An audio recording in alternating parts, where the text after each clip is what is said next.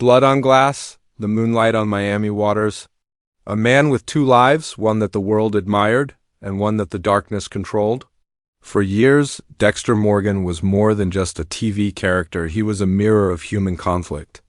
The perfect predator hiding under the mask of a perfect man. But when the story ended, something felt wrong. Something felt stolen. Fans were left with emptiness, not closure.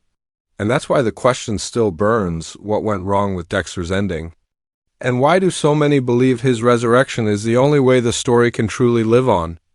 Asterisk: when Dexter New Blood was announced, fans carried heavy baggage. The original ending, back in 2013, was already one of the most hated finales in TV history. We saw Dexter abandon his son, fake his death, and exile himself as a lumberjack. It was meant to be punishment, a life of isolation. But instead it felt empty, rushed, and undeserved. For a character so carefully built over 8 seasons, the conclusion was not only disappointing, it was insulting. Dexter was never a man who ran away. He was a man who confronted, who calculated, who lived by a twisted code. Watching him simply walk into exile was like watching an artist drop his brush mid-painting. No final masterpiece, no lasting impact, just a silent fade into irrelevance. That's why when New Blood was announced, people were both excited and cautious. It was a second chance. A resurrection of its own, but here's where things get complicated. New Blood brought back the thrill. The snow-covered setting was haunting. The kills were sharper and the inner conflict returned. For the first time in years, Dexter Morgan felt alive again. The dark passenger had a stage, and the audience leaned forward, ready to witness the proper ending we were denied. And yet, once again, we were betrayed. In New Blood, Dexter reconnects with his son Harrison. This could have been a story of legacy, of inheritance, of 2 generations facing the same shadow. Instead, the writing chose a rushed conclusion. Harrison kills Dexter. And just like that, it was over. Now, some defend this as poetic. The son killing the father, ending the cycle of blood. But many fans felt the opposite. This wasn't closure. This was a quick exit, a cut to black with no exploration. Did Harrison truly understand his father? Did Dexter's code mean nothing in the end? Was his entire journey just another tragic collapse? The truth is, Dexter deserved more. Not as a hero, but as a legend of television. Villains, anti-heroes, complex characters, when they end, they need to leave a mark. Walter White went out in fire. Tony Soprano went out in silence, but unforgettable silence. Dexter, on the other hand, went out like a whisper, no power. Number. Lasting sting, and that is the real problem with Dexter's ending. Twice, the writers had a chance to carve his name into the hall of unforgettable stories. Twice, they pulled back at the final moment. And twice, the audience felt robbed. So the hunger remains. Fans don't just want more Dexter because they miss him. They want more because his ending left a wound. The story closed the book, but the ink smudged, leaving the final page unreadable. And that is why the idea of resurrection doesn't feel like fantasy. It feels like justice. Resurrection. It's a word that carries weight. Not just in stories, but in culture, in myth, in the very way we see heroes and monsters. When someone falls, when someone is buried, the moment of return has the power to shake the world. And for Dexter Morgan, resurrection is not just possible, it feels inevitable. Think about it. Dexter is more than a character. He's a cultural icon. His blood slides, his inner monologues, his dark passenger, these are not just pieces of a script. They are images burned into the memory of television itself. And when something this powerful ends without resolution, it doesn't truly die. It lingers. It waits.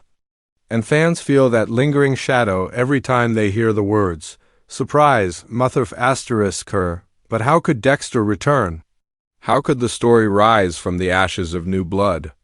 The truth is, there are countless ways, each one more chilling. Then the last. The first possibility is the hidden survival twist. Television history is full of characters who never truly died, only disappeared. Dexter was shot, yes, but was he truly gone?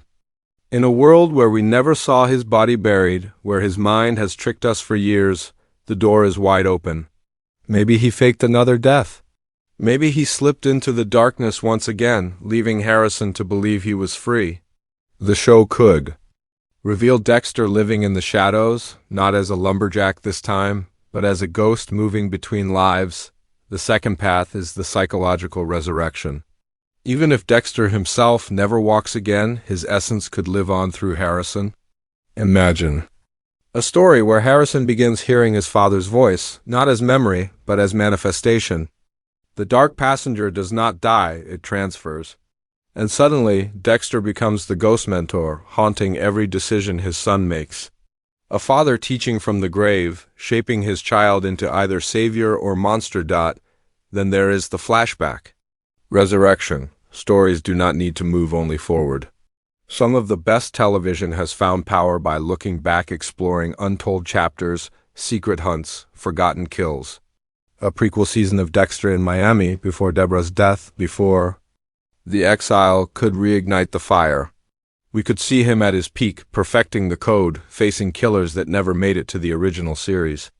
Resurrection, in this case, doesn't mean return, it means filling the silence with stories that were left unsaid. And finally, there is the boldest path, the supernatural resurrection. While Dexter has always been grounded in realism, what if the resurrection embraced myth? Imagine a darker, more symbolic continuation. Dexter as an eternal hunter. Dexter as an entity. Not a man with blood on his hands, but an idea that refuses to die. A curse that passes down generations, an endless shadow attached to the Morgan bloodline. Harrison would not just inherit his father's trauma, he would inherit his ghost. Each of these paths does more than simply bring Dexter back. They restore the weight of his story. Because the truth is, the greatest flaw of New Blood was not that Dexter died, it's that his death meant nothing. No true reckoning, no echo in history, just silence. A resurrection would give us back the echo. It would make his journey feel whole, and isn't that what we crave in stories like this? Not perfection, but symmetry. The circle closing, the predator becoming the prey. The code being passed down, broken, or rewritten. That is why resurrection matters. Because when a story leaves you feeling like something was stolen, resurrection is the only way to take it back, and maybe, just maybe, the final surprise isn't that Dexter died at all. The real surprise is that he's still out there, watching, waiting, preparing for one last masterpiece, asterisk. Every great story leaves behind an echo. It doesn't matter if the character is loved, hated, or feared. What matters is the aftertaste. The silence that follows the final scene. And with Dexter Morgan, that silence was bitter. Fans didn't feel closure. They felt cheated. They didn't feel haunted. They felt abandoned. And that emotional gap is the very reason people still argue about Dexter, even a decade later. Think about the great anti-heroes of television. Walter White died, but his story ended like a final strike of thunder. Tony Soprano may have cut to black, but the debate about his fate has kept the legend alive for years. These endings weren't just about the characters, they were about us, the audience. They respected the time we gave, the emotional energy we invested, by giving us something unforgettable to hold on to. Dexter's ending, by contrast, felt like a door slammed shut in the dark. No catharsis, no resonance, just a void. And the truth is, that void hurts, because Dexter wasn't just another show. It was a ritual, the intro theme with the breakfast routine, the red strings of the blood slides, the cold, calm voiceover that let us step inside a killer's head. It was more than television, it was an experience, a guilty thrill, a forbidden diary whispered directly to us. So when the story failed to honor that connection, fans didn't just feel disappointed, they felt betrayed. Imagine following a trail for years only to realize it leads to nowhere. That's what Dexter's ending was, a dead end where there should have been a climax. And that betrayal is why people hunger for resurrection. It isn't about wanting more episodes, it's about wanting balance. Closure, a final image that matches the power of the first, and here's where legacy becomes important. What do we remember about Dexter today? The brilliance of the early seasons, yes. The ice truck killer, the Trinity killer. Deborah's unraveling, But when people bring up the finale, it overshadows everything. Instead of Dexter being remembered as one of the greatest crime dramas of all time, it is remembered as the show that couldn't stick the landing. And that is a tragedy in itself.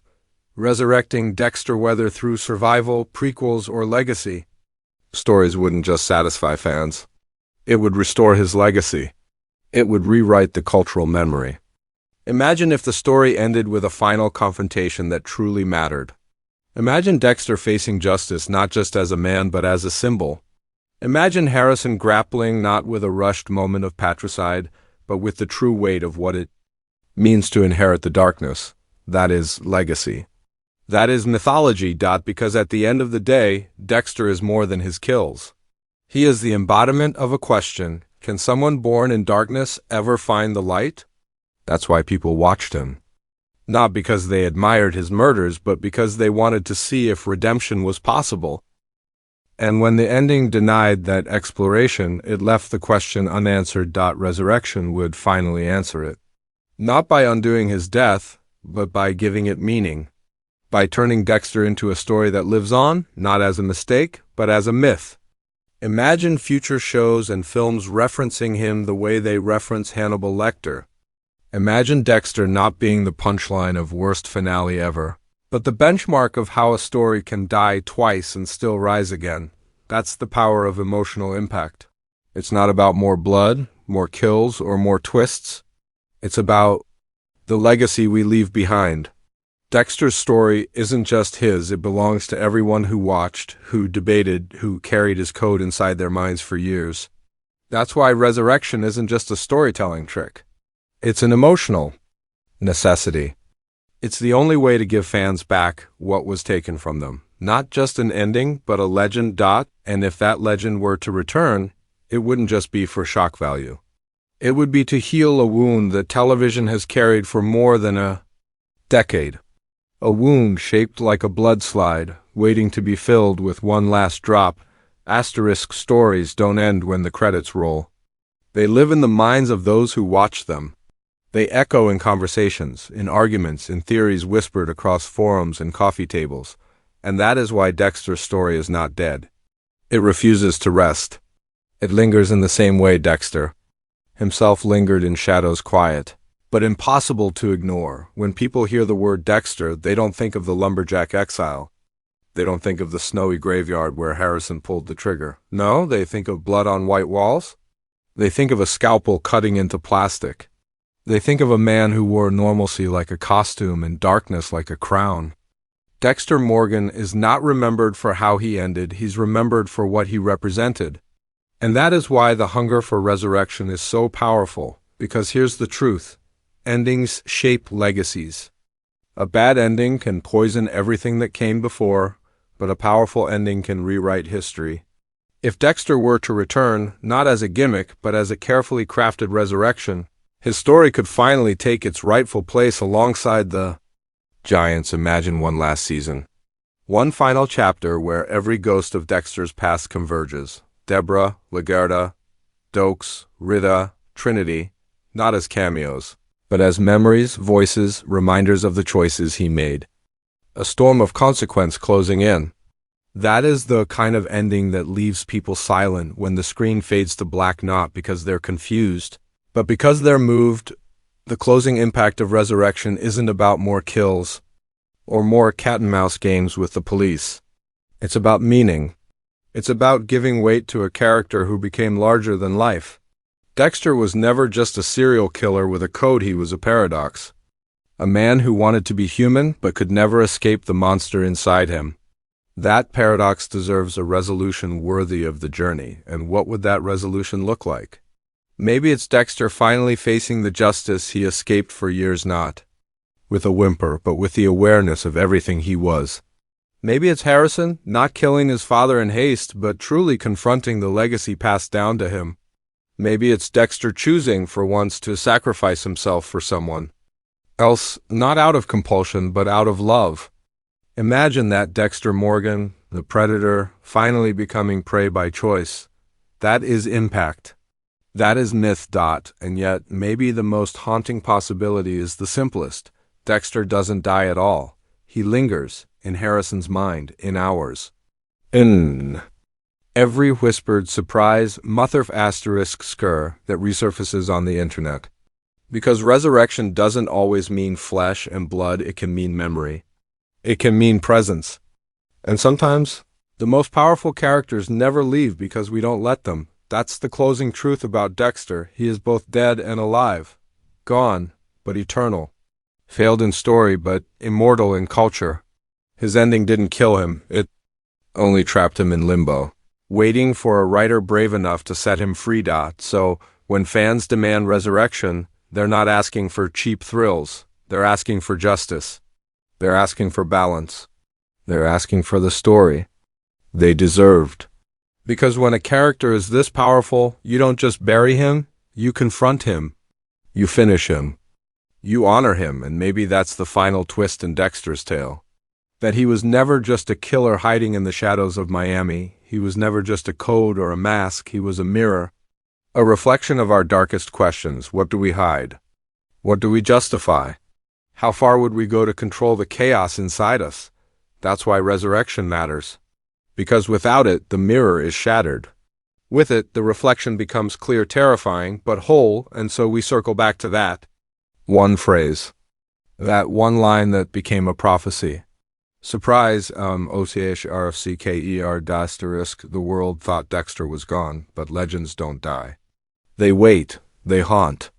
And when the time is right, they return. The only question that remains is this: do we truly want Dexter to rise again? Or are we too afraid of what he'll show us when he does?